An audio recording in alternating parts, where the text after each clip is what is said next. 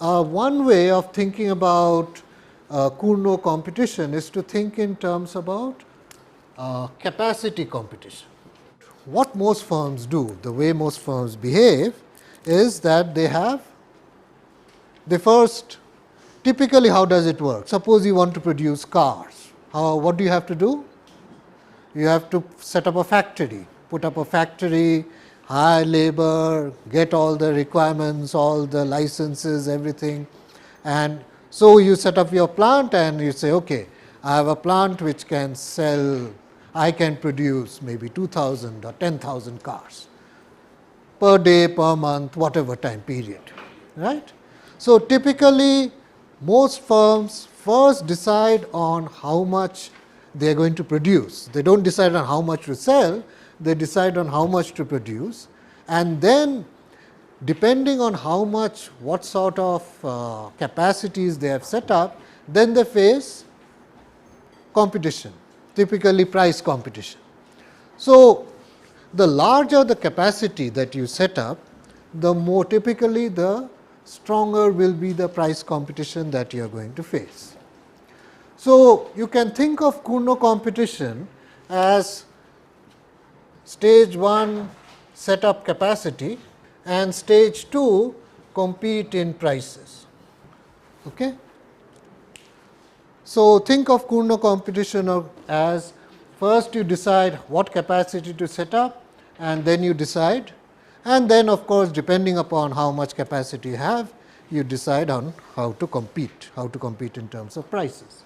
If you were a firm, if you were running a business and you were wondering about what to do, what capacity to set up, you know you are going to compete in terms of prices later once your plant is set up. So, now you are trying to figure out what size, how much capacity should I put in, how would you think about it? Should you put in a huge capacity or should you put in a smaller level of capacity? Suppose you are building a hotel, should you build a mammoth 10,000 room hotel or a smaller one? So, you can think of, on one hand you would say, if I build too much capacity and my competitor also puts up too much capacity or puts up a fairly large amount of capacity, then prices are going to fall and then we will both be worse off, right. So, you can think that each firm is thinking that, okay, I should not put in, it is nice to be big, but if I am big and the other guy is also big, then the end result is we will both suffer, we will not make much money.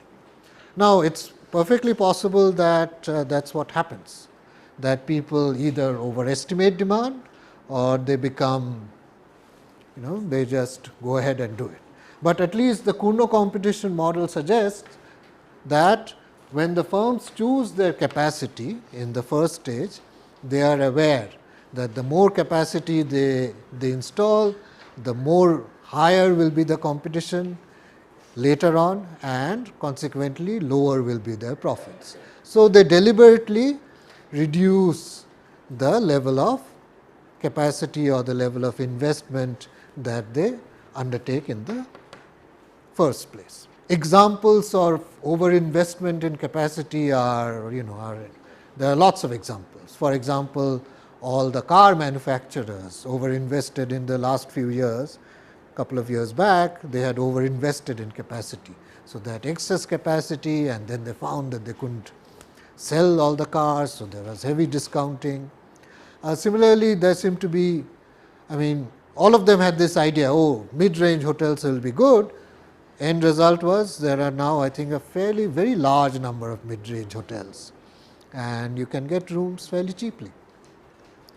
So, that is always possible. But that is one way of thinking about Cournot competition as being really capacity competition followed by price competition. That makes more sense.